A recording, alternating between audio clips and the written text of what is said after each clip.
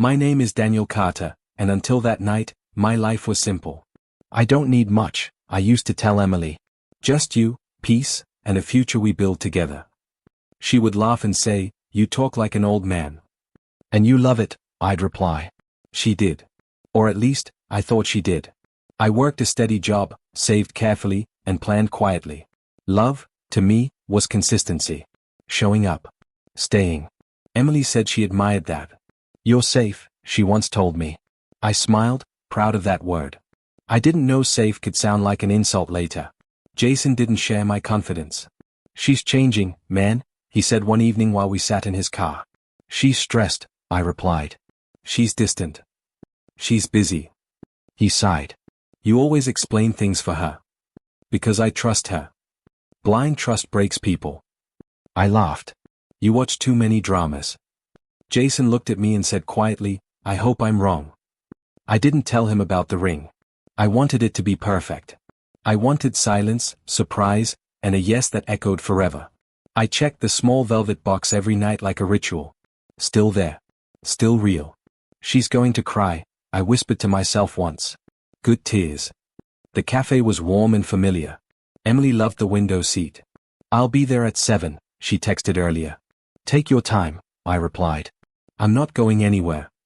That sentence would haunt me. 7 came. I ordered coffee. 7:10. I checked my phone. 7:20.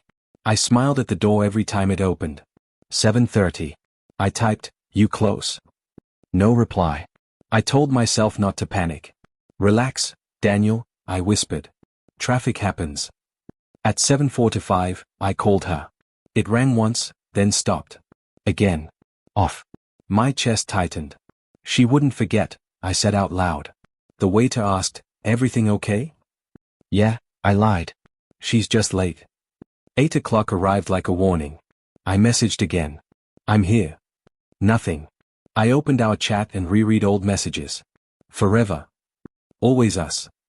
Promise." The words felt heavier now. Jason called. "Did she come?" "No," I said. Silence. "Daniel," he said carefully, "is her phone on?" "No." Another pause. "I don't like this." I paid the bill with shaking hands. The ring felt heavier in my pocket, like it knew it wouldn't be used tonight. I stepped outside and called again. Straight to voicemail. "Hey," I said after the beep, forcing calm. "Just call me when you see this." The street felt louder. Cars passed. People laughed. Life continued, unaware that something in me had cracked. "Maybe she had an emergency," I said, pacing. I checked social media. She was online an hour ago. My stomach dropped. I sat back down, refusing to leave. "She'll walk in," I told myself. "Any second." I imagined her apologizing. I imagined her smile. I imagined kneeling. None of it happened. At 9, I realized the truth wasn't coming with noise. It arrived quietly, like a door closing somewhere far away. "She didn't come," I whispered. The cafe lights dimmed slightly. Closing time. I walked home alone. Every step felt heavier than the last. I held the ring tightly, not in hope anymore, but in confusion. "Why didn't you just tell me?" I asked the empty street. At home, I placed the ring on my desk and stared at it. This was supposed to change my life. Instead, it marked the moment it began to fall apart. Emily didn't sit down when she arrived. She stood across from me, arms folded, eyes sharp. "We need to talk," she said. I smiled weakly. "You scared me last night." She didn't smile back. "I didn't come because I knew I wouldn't be able to lie anymore." My chest tightened. "Lie about what?" She exhaled slowly. "About us." I stood up. "Emily, just say it clearly." "I'm leaving you." The words landed, but my mind rejected them. "Leaving me, how?" "I'm ending this." "For what reason?" She looked away. "I met someone." I laughed once, sharp and confused. "That's not funny." "I'm not joking." My voice dropped. "Who?" "Ryan Walker." I searched my memory. "Ryan, the businessman?" "Yes." "The one you said was just a client." She didn't answer. "So it's him," I whispered. "Since when?" "For months." My legs felt weak. "And you were still telling me you loved me?" "I did love you," she said quickly. Did I still care? That's not an answer. She clenched her jaw. He gives me things you can't. I stared at her. Like what? Stability. Comfort. A future without struggle. I was building that, I said. You were moving too slow. Slow? I repeated. I was saving for us. And I was tired of waiting. I reached into my pocket without thinking. My fingers touched the ring. I didn't pull it out. I was going to propose, I said. Her eyes widened for half a second. Then they hardened. Daniel, stop. Stop what? Making this harder. I want it forever. And I want security, she replied. So I'm not enough. She hesitated. Not anymore. The words felt like a blade. I loved you, I said. I know. I trusted you. I didn't plan it like this. But you still chose him. I stepped closer. Look at me and tell me I meant nothing. She met my eyes. You meant something. Just not everything. I laughed, broken. Do you hear yourself? Daniel, please don't do this. Do what? Beg. That word hit me. I'm not begging. You are, she said softly. My throat burned. I can change. She shook her head. You shouldn't have to. I'll work harder. You already do. Then why am I losing you? Because love isn't always enough. I grabbed her hand. We can fix this. She pulled away. Don't. Just talk to me. I am talking. No, you're leaving. Yes. Tears blurred my vision. What about all our plans? They were plans, she said. Not guarantees. And him? His certainty. I laughed bitterly. You're choosing money. I'm choosing peace. I felt something break inside me. Was I ever enough for you? She stayed silent. That silence answered everything. I can't stay here, she said, stepping back. Wait, I said. I've already waited too long. She pulled out her phone. What are you doing? Ending this cleanly. My phone vibrated. Message failed. You blocked me? I blocked us, she said. Everywhere. Yes. So I don't even get goodbye? This is goodbye. She turned to leave. Panic flooded me. Emily, please, I said. She stopped but didn't turn around. I hope you find what you're looking for, I added. She whispered, I already did. The door closed behind her. I stood there, frozen, my hands empty, my heart racing. I pulled out the ring and stared at it. So this is it, I said to the room. No answer came back. That night, I didn't just lose her. I lost the man I thought I was. I stopped answering calls that morning. My phone kept lighting up, but I let it die beside me. Daniel, my mother called from the kitchen. Come eat something. I'm not hungry, I said. You haven't eaten since yesterday. I said I'm fine. She walked into my room anyway. Look at me. I didn't. Did you and Emily fight? She asked softly. No. Then why do you look like this? I'm just tired. She touched my shoulder. You don't sound tired. I am. Daniel. Please, Amy, just leave it. She sighed. If something happened, you can tell me. I know. But you won't. I stayed silent. She nodded slowly. At least drink some water. I will. She left without believing me. Lily knocked a few minutes later and didn't wait for permission. You look terrible, she said. Nice to see you too. Don't joke, she replied. What did she do? She didn't do anything. That's a lie. She just chose someone else. Lily froze. What? It's done. Daniel, why didn't you tell us? Because I don't want sympathy. You're getting it anyway. I don't need it. You need something, she said. Because this version of you scares me. I'll be fine. She stared at me. When? I didn't answer. Jason didn't knock. He walked in and closed the door behind him. Get up, he said. Go away. No. I'm not in the mood. You lost the right to hide. I laughed bitterly. Did you come to say you were right? I came because you're falling apart. I'm handling it. You haven't showered. So? So stop lying. He sat across from me. She left you. I know. She chose money. I know. And you're still defending her. I'm not. You are, he said. You keep saying it calmly, like it hurts less that way. I snapped, what do you want me to do? Feel it. I am feeling it. No, he said. You're numbing it. My phone buzzed suddenly. I grabbed it without thinking. Don't, Jason warned. I ignored him.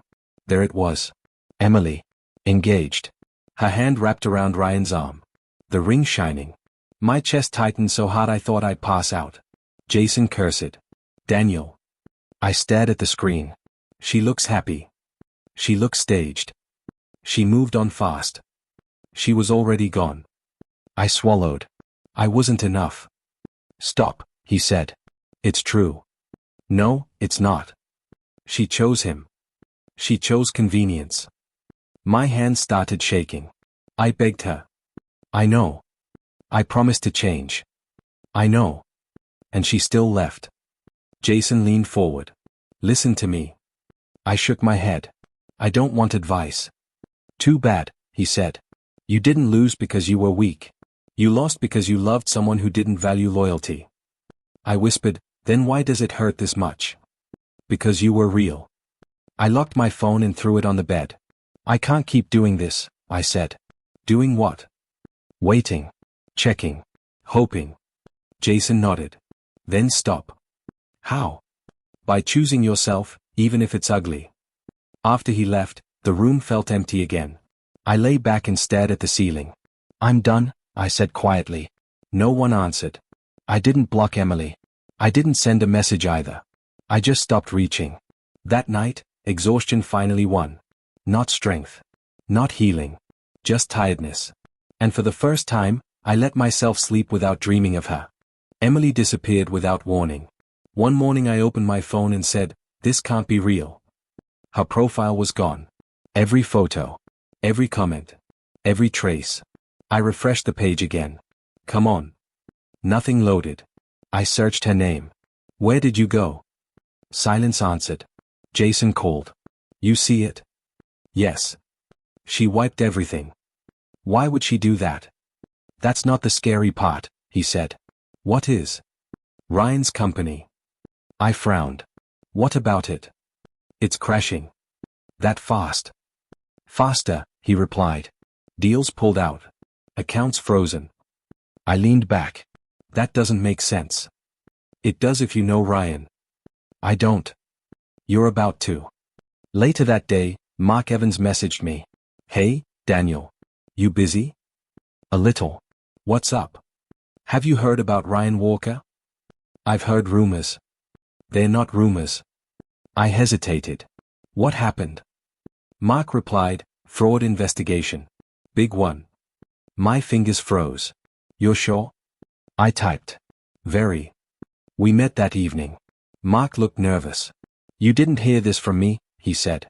I didn't ask, I replied. Ryan was living on borrowed money, he continued. Fake investors. Fake promises. And Emily? I asked quietly. Mark shook his head. She vanished before things exploded. So she ran. Or she was pushed. I laughed without humor. That's her problem now. Mark studied me. You're not happy. I'm confused, I admitted. You should be relieved. I thought I would be. But you're not. No. That night, I sat alone in my room scrolling through nothing. No updates. No posts. Did she plan this? I asked the empty space. No answer came. My phone buzzed near midnight. Unknown sender. Subject line, I don't know who else to write to. I stared at it. This is a mistake, I muttered. I locked the screen. Then unlocked it. Then locked it again. Jason called right then. Don't open anything, he warned. How do you know? Because I know you. It could be spam. At midnight? Maybe. Daniel, he said carefully, some doors stay closed for a reason. I swallowed. What if it's important? It was important when she chose you, he replied. I didn't answer.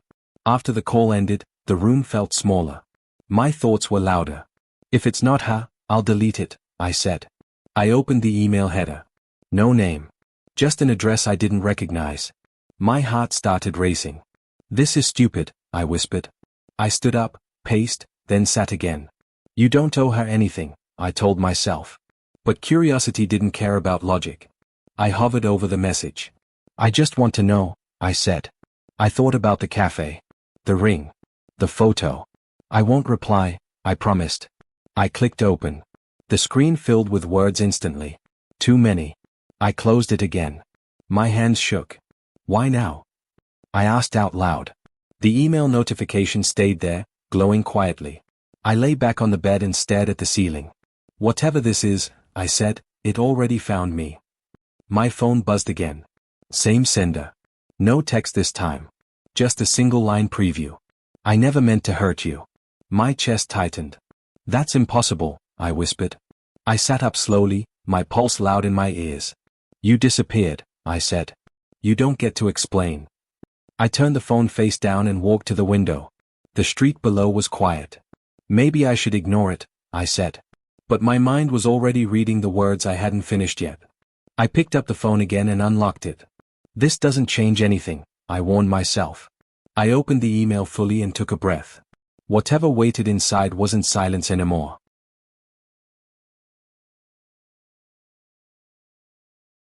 Chapter 5. The email that changed everything. I read the first line and said, "Of course it's you." The email started with my name. Not a nickname. Not a joke. Just my name. "I don't know where to begin," Emily wrote. I whispered, "Then don't." I kept reading anyway. I made the worst mistake of my life. I laughed under my breath. Now you see it. My chest felt tight, but my hands were steady. That surprised me. She wrote, "Ryan lied to me from the start." I paused. "You didn't mind his lies when they benefited you." I scrolled. "He said he loved me." "So did I said out loud. "He promised security." "So did I repeated. "But I believed him," she wrote. I nodded slowly. "You wanted to." The words kept coming. Paragraph after paragraph. "He used my savings." I exhaled. "How much?" "He said it was temporary." I shook my head. "Nothing temporary steals everything." "He needed help with cash flow." "And you gave it," I said. "He put everything in my name." I froze. "You're an idiot." I didn't understand the risks. "You didn't want to," I replied. My anger rose, sharp and clean. Not wild. Controlled. "He vanished when the investigation started," she wrote. I leaned back. "Funny how disappearing feels now." "He stopped answering my calls." "Sounds familiar." I went to his apartment. And? It was empty. I clenched my jaw. Part of me felt sick. Another part felt vindicated. "I lost everything," she wrote. I whispered, "You lost me first." "My friends won't answer." I smiled without happiness. "They were never your friends." "I don't know what to do." "You're finally asking the right question," I said. The next line made my stomach twist. "I betrayed you." No excuses. No justification. Just that sentence. I stared at it for a long time. "So you admit it," I said quietly. She continued, "I chose comfort over loyalty." I nodded. That part one already knew. "I hurt you because I was scared." I scoffed. "Fear doesn't erase choice." "I thought I could fix it later." "You can't fix people," I said. "You can only break them." My phone buzzed with another notification. Same email thread. She was still typing. "I never meant to destroy you." I laughed softly. "Intent doesn't matter after impact." "I see you everywhere." "You don't," I replied. "You see your guilt." "I regret leaving." "You regret losing," I corrected. I felt something strange then. Relief. Not because she suffered. Because the truth was finally loud. "I know I don't deserve it," she wrote, "but I need help." There it was. The reason. The ask. My fingers hovered over the keyboard. "Help with what?" I muttered. "I have nothing left." "You had a choice," I said. "I'm scared." "So was I whispered. She wrote, "You were always strong." I laughed bitterly. "You only see strength when you need it." "I don't know who else to turn to." "That's not my responsibility," I said firmly. "I ruined us." "Yes," I agreed. "I ruined myself." "That was your decision." I closed my eyes and leaned my head back. Anger burned. Sadness followed. But beneath it all was something unexpected. Control. For months, I chased answers. Now they chased me. I'm not asking for love, she wrote. I'm asking for mercy. I opened a reply window. Then closed it. You want absolution, I said quietly. I can't give that. I imagined her waiting, refreshing her screen. That image didn't bring joy. It brought clarity. I reread the email from the start. No lies. No romance. Just consequences. I don't expect forgiveness, she added in a final message. Just a response. I looked at the empty reply box again. This silence is the answer, I told myself. I locked my phone and set it aside. For the first time, I didn't feel small. I didn't feel desperate. I felt steady. You made your choice, I said to the quiet room. And now I'm making mine. I didn't delete the email. I didn't reply either. I let it sit there, unread no longer, unanswered still. That night, I slept knowing something had shifted. She was no longer the center of my pain. She was the proof that I survived it. And for the first time since she left, the power wasn't in her hands. Sophia noticed first. You look lighter, she said while we waited for the elevator. I smiled faintly. Is that a compliment? It is, she replied. You don't carry the room on your shoulders anymore. I shrugged. Maybe I got tired of holding things that weren't mine. We started having coffee after work. Nothing planned. Nothing forced. You don't talk much about your past, she said once. I talked too much before, I answered. And now? Now I listen. She nodded. That's usually when people heal. Emily's emails didn't stop. They multiplied. I'm sorry, one said. I'm scared, another followed. This is my last message, she promised, then sent 3 more. I read them without reacting. You don't owe her silence, Jason said over the phone.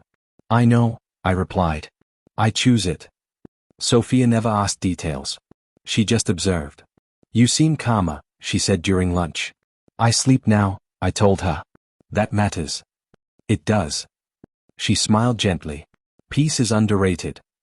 The news broke on a Tuesday. Ryan Walker arrested, Jason said, almost whispering.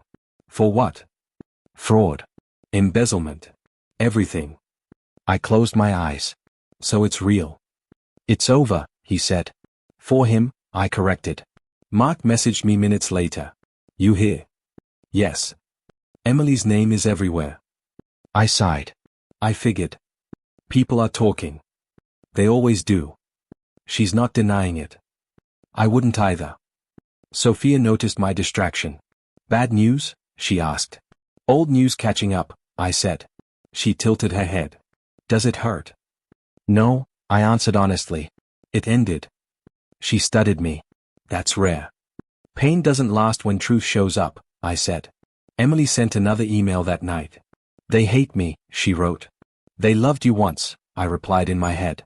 I lost my job. You lost it when you lied. I can't go outside. I couldn't breathe when you left. She asked again for help. I closed the message. Jason called. You okay? Yes. You sound sure. I am. You're not going to say anything publicly? No. That's mercy, he said. That's distance, I corrected. Sophia and I walked together after work. You don't look like someone chasing revenge, she said. I'm not chasing anything, I replied. Then what are you doing? Standing still, I said. For once. She smiled.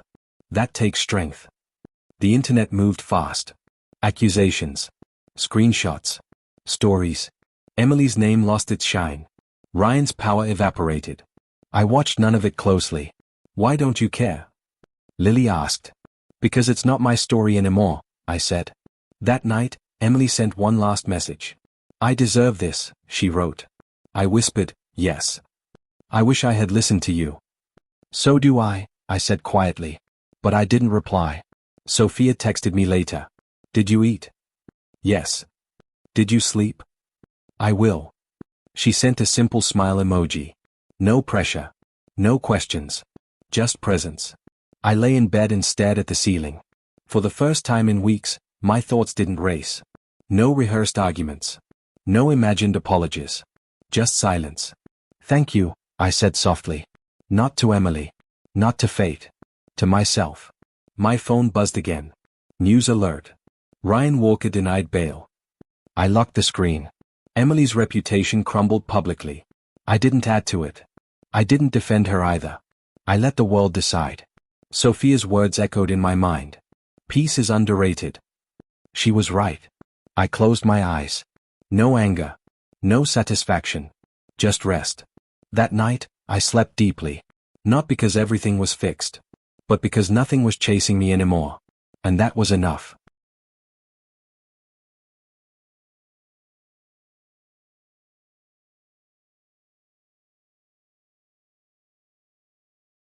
I agreed to meet Emily at the small cafe near the station. I arrived early and said, I won't stay long. She walked in slowly, eyes red, shoulders tense. Daniel, she said. Sit, I replied. She sat across from me and whispered, thank you for coming. I came to listen, I said. Nothing more. She nodded. That's fair. Silence stretched between us. I lost everything, she finally said. I know, I replied. My job, my friends, my reputation, she added. I answered, consequences don't ask permission. Her voice broke. I never thought it would end like this. It ended the moment you chose differently, I said. She wiped her eyes. Ryan used me. You used me first, I said calmly. She flinched. I deserve that. Yes, I said. I wake up every day scared, she whispered. I used to wake up hopeful, I replied. She leaned forward. I'm sorry. I know, I said. I really loved you, she insisted. I believe you loved what I gave, I replied. Tears rolled down her face. I thought money would fix my fear, she said. It only exposed it, I replied. I would take it all back, she said. You can't, I answered. She looked at my hands. You're different. I had to be, I said. You're calm, she observed. I learned the cost of chaos, I replied. She swallowed hard. Can you forgive me? I shook my head.